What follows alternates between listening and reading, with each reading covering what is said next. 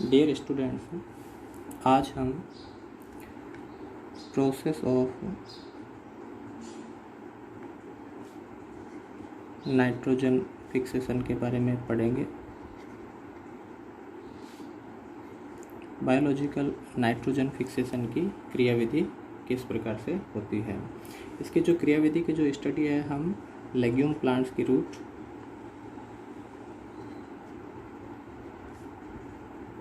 के साथ में राइजोबियम जीवाणु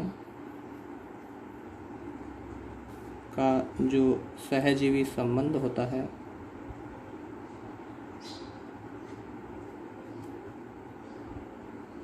दोनों मिलकर नाइट्रोजन का स्थिरीकरण करते हैं।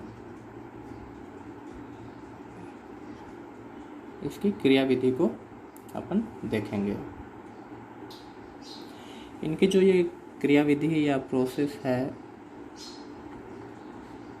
इसको मुख्यतः 4 भागों में स्टडी करते हैं। सबसे पहला काम होता है पहचान करना। ठीक है, जब अगर हम एग्जांपल लेते हैं मटर प्लांट का, तो मटर प्लांट को जब ग्रो करवाया जाता है तो उसकी जो जड़ें होती है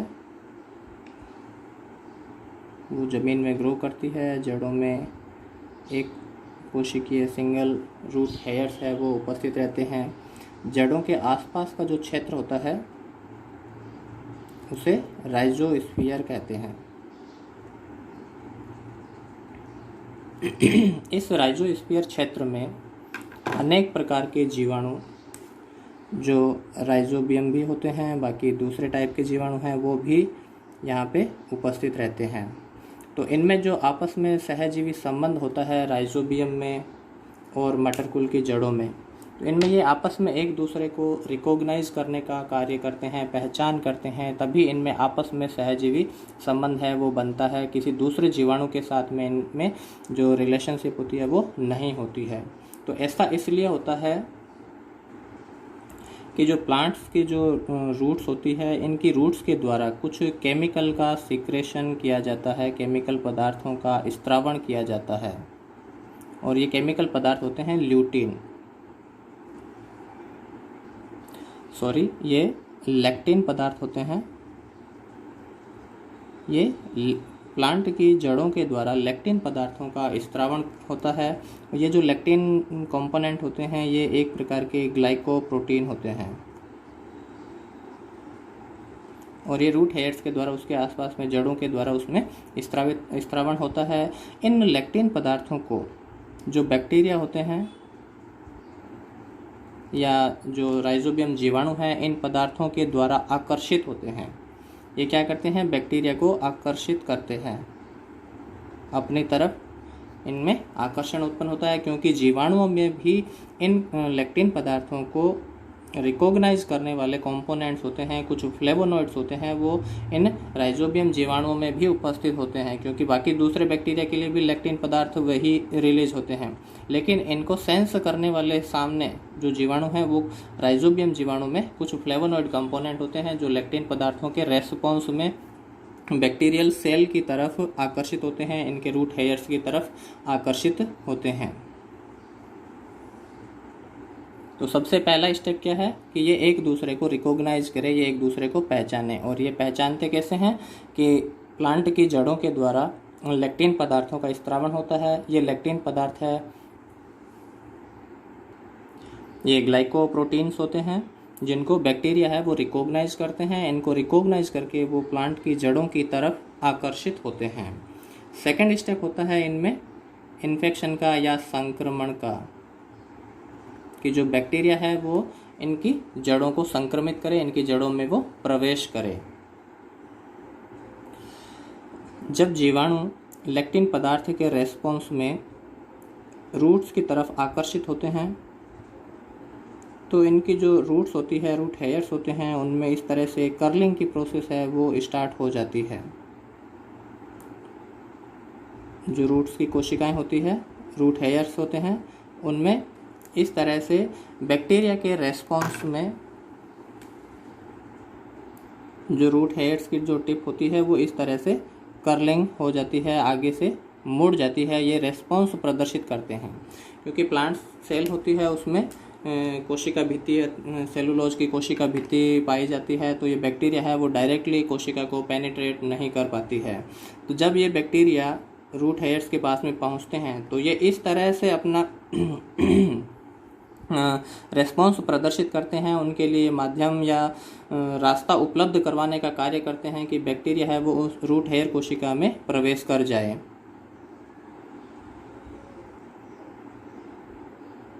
तो इस तरह से ये बैक्टीरिया के लिए आसान सा मार्ग उपलब्ध करवाने का कार्य करते हैं, और ये बैक्टीरिया रूट हेयर्स की कर्लिंग के बाद में कोशिका में इस तरह से ये प्रवेश करते हैं, और प्रवेश करने के बाद में ये रूट की जड़ों में जाके इकट्ठे हो जाते हैं। तो सेकेंड स्टेप है संक्रमण का। जब जीवाणु प्लांट की जड़ों में पहुंच जाते हैं, फ्लोएम टिश्यूज के पास में चले जाते हैं, तो वहाँ पे ये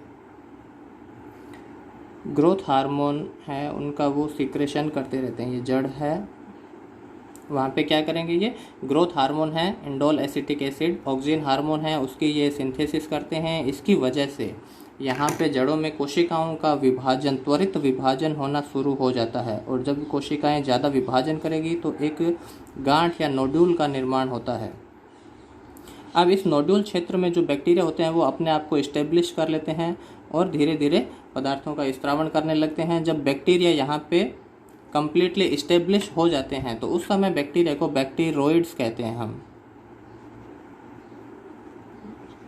जब बैक्टीरिया जड़ों में पूरी तरह से स्थापित हो जाते हैं उस समय उन्हें बैक्टीरोइड्स कहते हैं। ये जो बैक्टीरोइड्स है एक इंडोल एसिटिक एसिड हार्मोन का स्त्रावण करेंगे, और ये हार्मोन है वो कोशिका को सेल डिवीजन को प्रमोट करता है, और इस सेल डिवीजन की वजह से नोड्यूल की फॉर्मेशन होती है।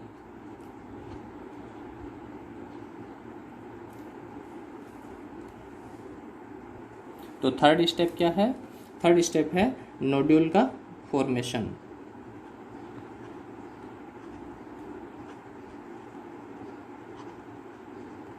इसकी क्रियाविधि में थर्ड स्टेप होगा कि नोड्यूल का फॉर्मेशन होता है। नोड्यूल की फॉर्मेशन में एक तो त्वरित कोशिका विभाजन हो रहा है। विभाजन क्यों हो रहा है? क्योंकि बैक्टीरोइड्स के द्वारा indole acetic acid hormone auxin hormone है उसकी सिंथेसिस होती है, और उसके रेस्पॉन्स में कोशिकाएं त्वरित विभाजन करना शुरू कर देती है। साथ ही इसमें एक लेग हीमोग्लोबिन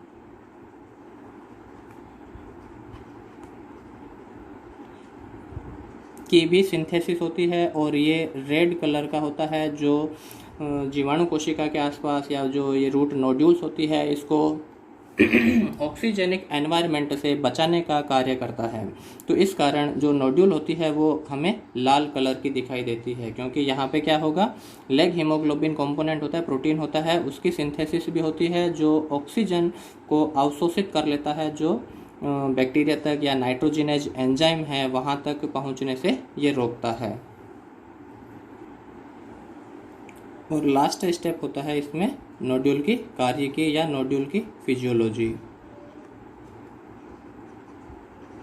क्योंकि नोड्यूल की फॉर्मेशन के बाद में इसका जो मेन फंक्शन होता है नाइट्रोजन N2 फिक्सेशन का, वो अपना कार्य है वो शुरू कर देता है। और ये जो नाइट्रोजन स्तरीकरण किस प्रकार से होता है, अपने पिछले क्लास में अपन ने देखा था कि जो यहाँ पे रूट नोड्यूल्स का निर्माण होगा, बैक्टीरिया के अंदर नाइट्रोजिनेज एंजाइम उपस्थित होता है जिसकी दो रूप पाई जाती है। एक डाई नाइट्रोजिनेज कंपोनेंट फर्स्ट होता है, प्रथम सब यूनिट होती है, और second component dinitrogenase reductase होता है, जो दोनों मिलकर नाइट्रोजिनेज एंजाइम कहलाते हैं और वो नाइट्रोजन के स्थिरीकरण का कार्य करते हैं। जैसे जैसे रूट नोड्यूल्स में यहाँ पे नाइट्रोजन की सिंथेसिस होती रहती है, तो प्लांट्स है वो इस नाइट्रोजन को या जो अमोनिया के रूप में N2 की जो सिंथेसिस है वो 2NH3 रूप में या अमोनिया के रूप में होती है। ये अमोनिया है वो डायरेक्टली एमिनो एसिड सिंथेसिस में शामिल होती है रिडक्टिव एमिनेशन के द्वारा या ट्रांस एमिनेशन रिएक्शन के द्वारा। यह तुरंत ही काम में ले ली जाती है, जो फ्लोएम टिश्यूज के द्वारा प्लांट्स के दूसरे भागों में इसकी सप्लाई होती है। साथ ही बैक्टीरिया को प्लांट्स के द्वारा लगातार कार्बोहाइड्रेट्स और एनर्जी की सप्लाई प्लांट्स के द्वारा की जाती है। तो ये एक प्रकार का सहजीवी इनमें संबंध होता है कि जो बैक्टीरिया है वो प्लांट्स को नाइट्रोजन उपलब्ध करवाते हैं, बदले में प्लांट्स है वो बैक्टीरिया को कार्बोहाइड्रेट्स या भोजन की सप्लाई होती रहती है। तो ये रूट नोड्यूल्स है वो फ्लोएम टिश्यूज के साथ में जुड़ी हुई रहती है। नेक्स्ट क्लास में हम नाइट्रोजन फिक्सेशन से संबंधित जो जीन होते हैं उनकी आनुवंशिकी की स्टडी करेंगे।